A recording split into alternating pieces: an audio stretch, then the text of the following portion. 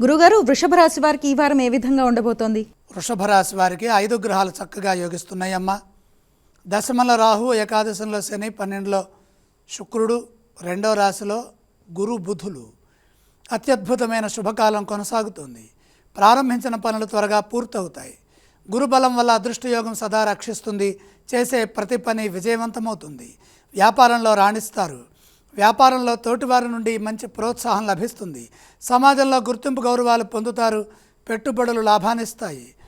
ఆర్థిక స్థితి అనుకూలంగా ఉంటుంది. కానీ మొహమాటం వల్ల ఇబ్బందులు ఎదురుకాకుండా, అధిక ధన వ్యయం ఖర్చు కాకుండా జాగ్రత్తలు తీసుకోవటం మంచిది. రుణ సమస్యలకు అవకాశం కల్పించవద్దు. ఒత్తిడిలో పొరపాటు చేయవద్దు. ఉద్యోగంలో నమ్మకంతో పనిచేయాలి. ఉద్యోగంలో కలిసి వస్తుంది. నిర్ణయాలు సానుకూలంగా ఉంటాయి. ముఖ్యమైన సందర్భాల్లో వివాదరహితంగా మాట్లాడాలి. శాంతంగా ముందుకు సాగితే ఇంటా బయట మేలు చేకూరుతుంది. అధికారుల నుండి గుర్తింపు ఉంటుంది. మీ ప్రయత్నాల్లో స్పష్టత రావాలంటే ఒత్తిడి లేకుండా పనిచేయాలి. ఎంత సాధన చేస్తే అంత నాణ్యమైన ఫలితాలు వస్తాయి. సృజనాత్మకతతో ముందుకు సాగండి. విజయం మీదే.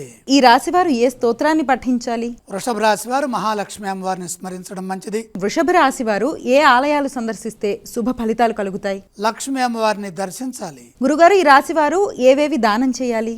దానాలు అవసరం లేదు.